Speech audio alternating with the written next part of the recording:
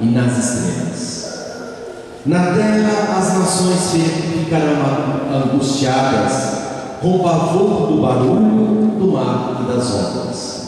Os homens vão desmaiar de medo, só de pensar no que vai acontecer ao mundo, porque as forças do céu serão abaladas. Então eles verão o Filho do Homem vindo numa nuvem com grande poder e glória. Quando estas coisas começarem a acontecer, levantai-vos e erguei a cabeça, porque a vossa libertação está próxima. Tomai cuidado para que vossos corações não fiquem insensíveis por causa da gula, da embriaguez e das preocupações da vida, e esse dia não caia de repente sobre vós, pois esse dia cairá como uma armadilha sobre todos os habitantes de toda a terra.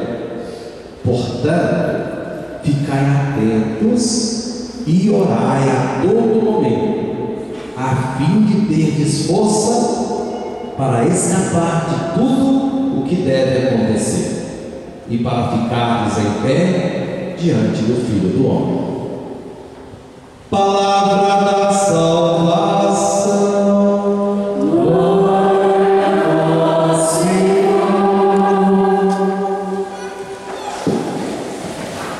Tempo de esperança. Queridos irmãos e irmãs, nesse domingo, conforme nós já ouvimos no comentário inicial, nós estamos iniciando mais um ano litúrgico, chamado ciclo C da liturgia, durante o qual iremos refletir e celebrar os principais mistérios de nossa fé e da história da salvação. O companheiro principal na caminhada será o Evangelho de Lucas. Então é o ano do evangelista Lucas. O ano litúrgico, ele está centralizado em duas grandes festas: Natal e Páscoa. E cada uma dessas festas com 3 momentos de preparação, que é o Advento e Quaresma, de celebração do Natal até a Epifania, da Páscoa até ao Pentecostes, e de prolongamento, os domingos do tempo comum. Isso que nós chamamos ano litúrgico. Hoje nós iniciamos as 4 semanas do Advento. O Advento, na própria expressão advento, aquele que está para chegar.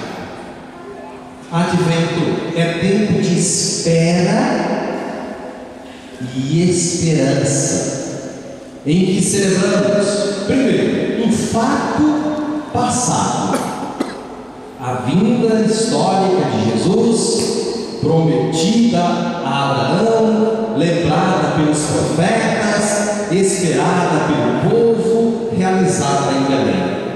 Esse é o fato passado. Um fato presente, a vinda de Jesus presente na sua igreja. Jesus continua ali na palavra, na Eucaristia, nos outros sacramentos, nos irmãos, e Ele está aqui na Assembleia Litúrgica, porque Ele mesmo diz: aonde 2 ou mais estiverem reunidos em meu nome, eu estarei presente. Então nós celebramos um fato presente: Jesus está aqui no nosso coração, na voz do Padre que lhes fala agora, e então na voz da igreja. Mas também esse tempo do Advento que celebramos, nós celebramos também um fato futuro.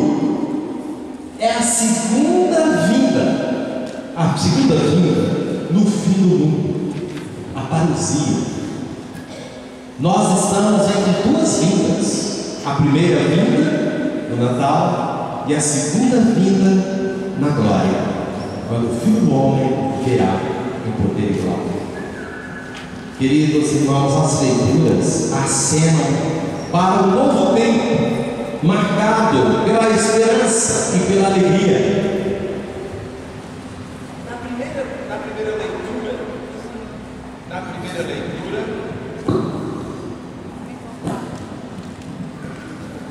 Na primeira leitura nós damos um olhar para o passado. Olhar para o passado. Após um longo exílio, o povo cansado, abatido, retorna para a sua terra, mas encontra tudo destruído. Precisa recomeçar tudo de novo. O povo estava no exílio, longe da terra, volta para a terra, está tudo destruído, tudo tem que recomeçar. O profeta Jeremias proclama a chegada de dias melhores. Surgirá um descendente de Davi que assegurará a paz e a salvação. Recordando as promessas de Deus, o profeta elimina a saudade do passado, elimina o medo do presente e instaura o clima da esperança. Nada de ficar chorando, nada de ficar olhando para trás, recordando só coisas ruins. Olha para frente. Essa é a perspectiva do profeta. Então esse rebento esperado pelos israelitas é Jesus de Nazaré. Com ele teve início o reino da paz e de justiça. Contudo, percebemos que a construção deste mundo novo não foi concluído com o nascimento de Jesus. Exige ainda muito tempo e de nosso empenho e colaboração. Depende do nosso empenho. Nós falávamos que ele já veio, mas ele está vindo e ele virá. O reino já está presente, mas ainda não. Nós vivemos sempre assim, vivenciando as três virtudes teologais: fé, esperança e caridade. Então a esperança. E na segunda leitura, já que a primeira dá a ênfase no passado, a segunda leitura damos um olhar para o presente. Paulo lembra à comunidade de Tessalônica que a melhor maneira de esperar a vinda do Senhor Jesus é crescer no amor recíproco. Sem esse amor, torna-se vazio o advento e o próprio Natal.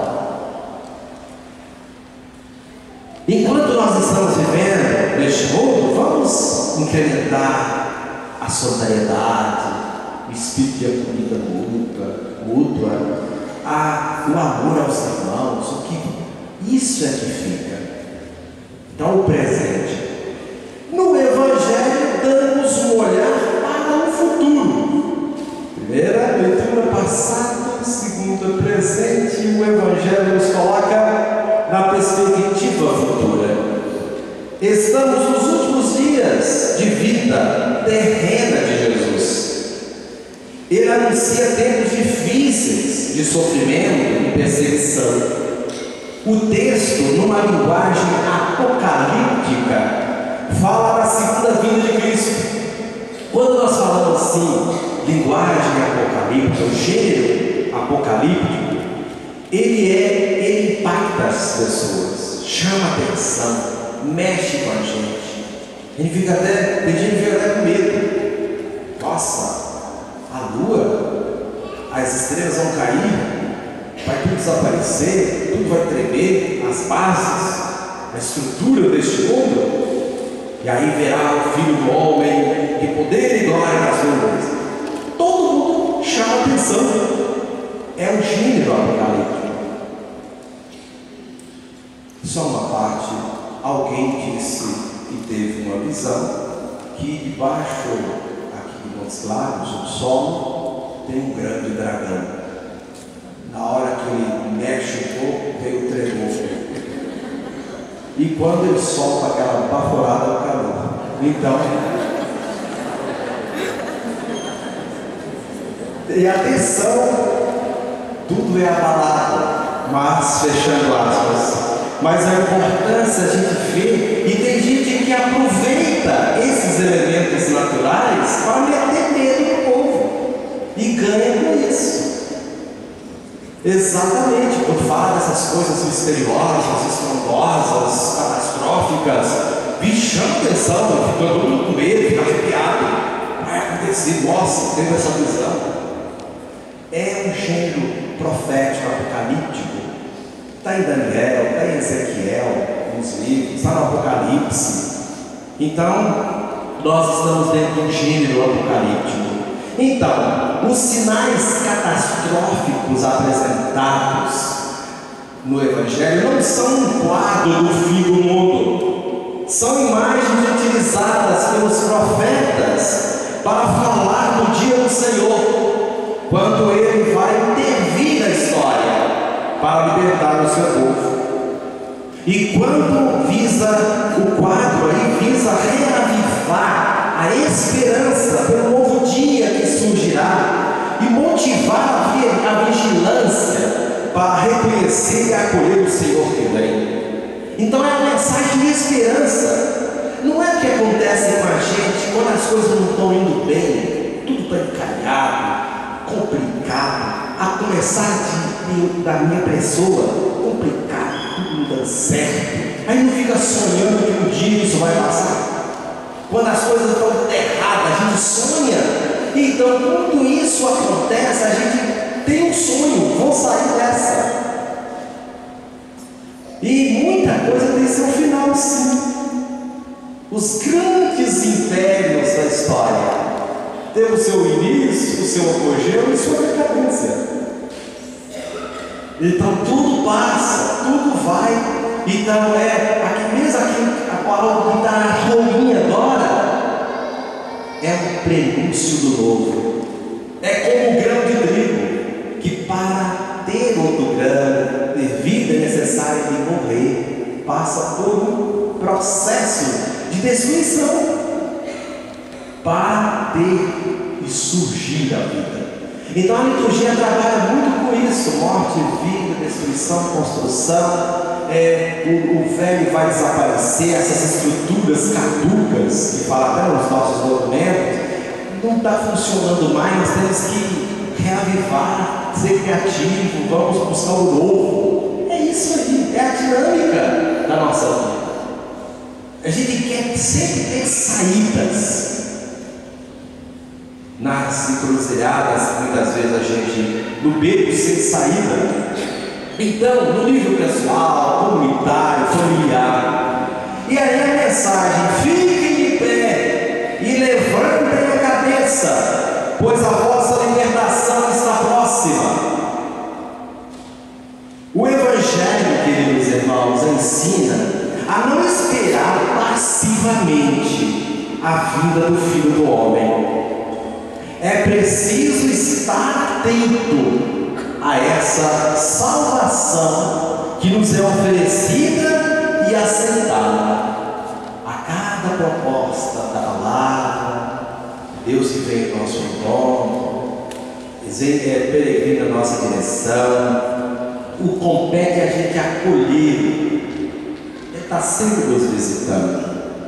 É necessário reconhecer Jesus que vem nos sinais da história, no rosto dos irmãos, nos apelos dos que sofrem e que buscam a libertação. É preciso ter a vontade e a liberdade de acolher o dom de Jesus, deixar que Ele nos transforme o coração. e se faça vida em nossos gestos e palavras. É preciso ter presente que este mundo novo, sonhado por nós, um mundo sem violência, sem medo, um mundo todo se entendendo, essa utopia que nos faz caminhar, que é a esperança. Um dia essas coisas vão mudar, é o sonho. Então, ter presente que este mundo novo está permanentemente a fazer-se e depende do nosso testemunho, depende da nossa colaboração. Por isso que a igreja sempre motiva para a esperança, por isso que a igreja fala de evangelização. O sínodo dos bispos, que aconteceu recentemente no mês de outubro. O que é o sínodo? Nova evangelização para a comunicação da fé. Então é a igreja que quer mostrar, se tem os afastados, tem jeito de ir ao encontro deles. Se as pessoas não estão aí com a fé, vamos incrementar e vamos propor, repropor a fé. Vamos descobrir novos métodos, novas expressões, para alcançar o coração das pessoas. Então isso é viver de esperança. Não é desanimar com o presente. As coisas estão indo ruim, então a gente entrega os pontos. E tem muita gente pessimista. É só apertar um pouquinho e confessa, no sentido de pessimismo, de jogar a toalha, não tem jeito, desanima. Mas o cristão é pessoa de esperança. A pessoa que não tem fé, queridos irmãos, ela sofre mais. Porque quem tem fé sempre alimenta a expectativa de dar a volta por cima. Diante do sofrimento, diante dos revés, diante das perdas, sabe como lidar, sabe como superar, sofre, mas tem esperança. E agora quem está preso só para este mundo, está perdido. É o desespero, não sabe lidar com situações limites, não sabe lidar com o sofrimento, não sabe lidar com a perda, tudo ruim. E pessoas assim são pessoas que sofrem, e muitas consequências são trazidas por falta de fé, por falta de esperança na vida das pessoas. Mas muitas vezes isso acontece por não ter o foco em Cristo, olhar para Ele, tendo os olhos fixos nele. Ele é o autor, Ele é o consumador da fé, e não se deixe levar pelo desânimo. Falava ontem na Assembleia, lá em São João da Ponte, brincando assim um pouco no momento da Assembleia, já falei isso em outros momentos aqui, é que o diabo ele resolveu assim fazer uma rifa dos seus instrumentos. E ele deu preço a todos, e uma desses instrumentos ele não abria mão, não vendia, podia ter. Então tinha preço o ódio, tinha preço a inveja, tinha preço a maldade, tudo isso tinha preço, quem quisesse comprar. Mas existia uma que ele não abria mão. Todo mundo curioso, queria saber, mas por que isso? Porque a arma, o segredinho dele é essa. Sabe qual é? O desânimo. Uma pessoa desanimada, ela perde a perspectiva de horizonte. Desânimo é contrário de entusiasmo. Uma pessoa entusiasmada é uma pessoa divinizada, porque Deus é entusiasmo, Deus é alegria, Deus é força, Deus é ânimo. E o Espírito Santo é o quê? Ânimo, fogo, energia. E a sarça ardente que nunca consome. Deus é assim, entusiasmo. E quem é entusiasmado, está vibrante, está divinizado. Agora, o contrário é desânimo. Desanima com tudo, nunca dá, triste. E é um horizonte sombrio, tudo cinzento, tudo feio, nada dá bom, tudo é um desânimo consigo, desistência consigo mesmo. precisa reavivar a esperança. E quem traz a esperança é a palavra. Por isso, fiquem de pé, levantem a cabeça, pois a vossa libertação está próxima. Então é preciso, nós precisamos investir nisso, investir cada vez mais em nós. E investir em nós é investir na esperança, é investir na palavra, é viver uma vida humanamente saudável, com amor, com acolhida, com alegria. São tão breves os dias nossos nessa terra. Por que a gente não diminui, não vai diminuir o sofrimento? Por que fica incrementando o sofrimento? E tem gente aqui que pelo fato desse foco, aí sofre, agora compra remédio para superar, para estancar a ansiedade e uma série de coisas. Se a pessoa começa a ter mais centralização em si, na palavra, olha, vai desaparecer o orçamento dela, que é a farmácia. Porque 80% a 90% das doenças são psicossomáticas, são do mundo emocional. E aí, busca a compensação. Então, há essa unidade que vem você erguer a cabeça.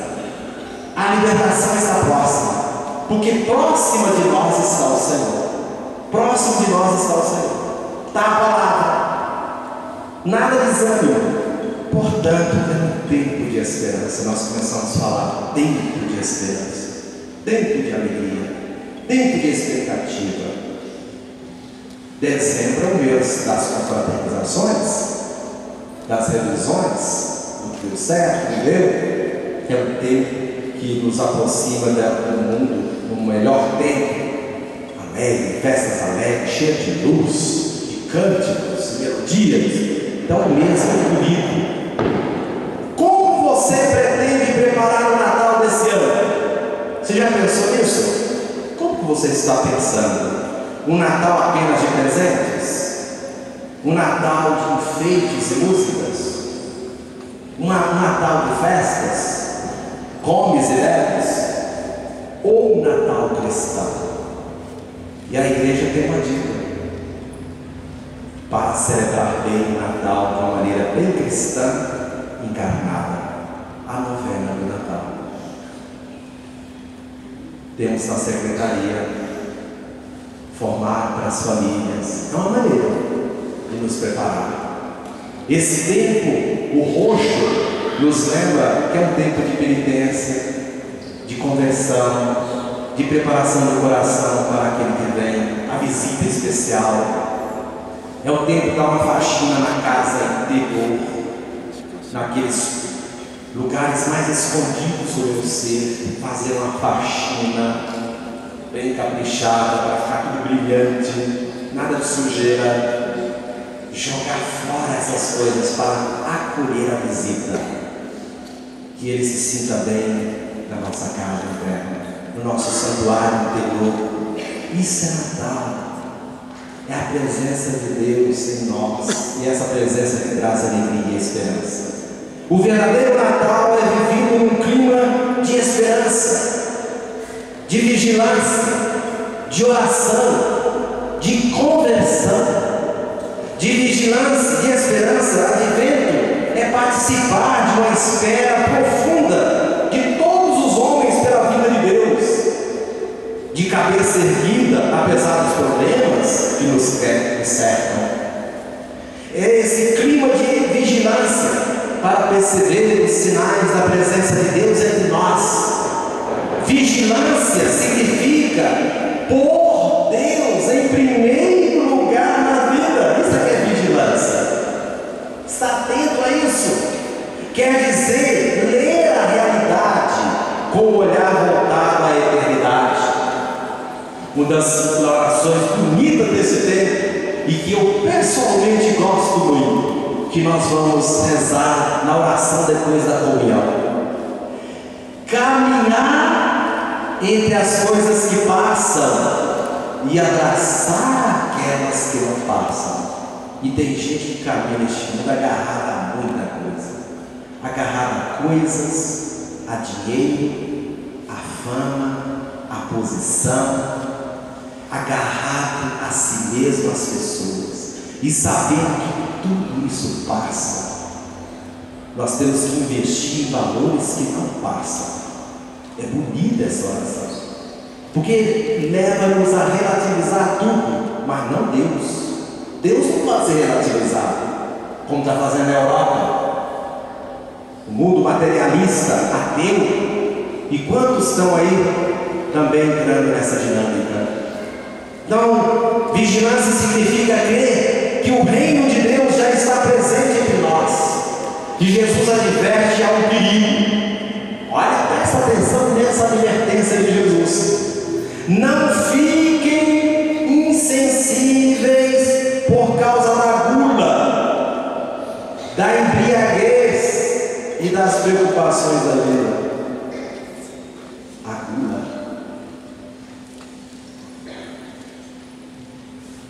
é um tempo, um clima de oração.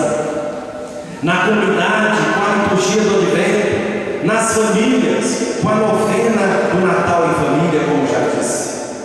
É um clima de conversão, acolher, preparar o nosso presépio. O nosso presépio é o nosso coração. O Natal será realmente cristão se Cristo tiver lugar em nosso coração. Caso contrário, a sua vinda será inútil. Vamos remover de nossa vida toda bagagem inútil que possa impedir os nossos passos para Cristo. Então ele tem que fazer um balanço da vida. Faz balanço em tanta coisa, no banco, as empresas, todo mundo faz o seu balancete, faz tudo para fazer depois o seu orçamento, para investir no próximo. Nós devemos também fazer essa retomada na nossa vida, aproveitar agora o que está dando certo, o que não está, para investir no novo e ter coragem de avançar, ter coragem de sacudir a mesmice, a vida medíocre que às vezes a gente está nela, mesquinha, só pensar em si, levar vantagem, egoísta, não pensa nos outros, não vive o amor, só fica na boa intenção e nunca na ação concreta. Então é um tempo de conversão. Vamos remover de nossa vida essa bagagem inútil que possa impedir os nossos passos para Jesus. Como há 2000 anos em Belém, ele ainda hoje continua passeando, buscando um lugar. Ele busca um lugar. Será que ele encontrará esse lugar em nossa casa? Em nosso coração? Em nossa empresa? Em nossa vizinhança? Vamos parar um momento diante de tudo isso que veio da palavra. Qual é o apelo principal que o Senhor está fazendo a você neste momento?